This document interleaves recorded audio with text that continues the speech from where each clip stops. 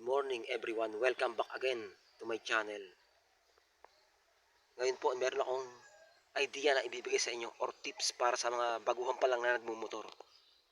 Dati kasi nung bago pa lang ako sa motor o nung bago pa lang ako nagmumotor, ganito nangyari. Nung in-stock ko yung motor ko ng 1 linggo hanggang higit pang 1 linggo,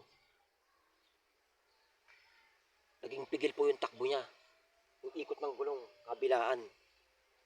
Ang aking pong ginawa, binaklas ko po rito. Akala ko nauubusan na ng grasa sa loob. Kasi pigil yung takbo sa mga paahon, humihinto siya. 2 beses ako nagbaklas dito. Naglagay ako ng grasa. Pero ganun pa rin na nangyayari. Pigil pa rin ang ikot niya. Pero sa bandang huli, tiyanik ko ulit, na-discover ko, dito po pala yung brake pad niya. Sa may disc plate, kinalawang po sa loob. Ayan po, dito po. Kinalawang yung loob kabilaan.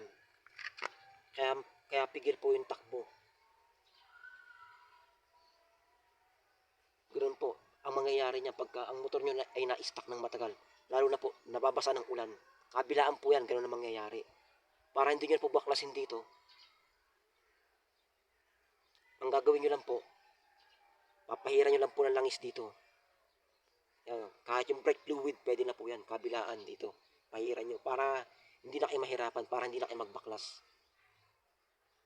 Ganun kasi nangyari noon sa akin eh. Sa bago pa lang po sa YouTube channel ko, huwag niyo po sanang kalimutan mag-subscribe para lagi po kayong updated bawat upload ko. Marami pa po akong video i-upload para sa inyo. Pa-share na lang po ng video para sa mga baguhan pa lang na riders makakuha ng idea. Hanggang dito na lang muna ang aking video. Maraming salamat po.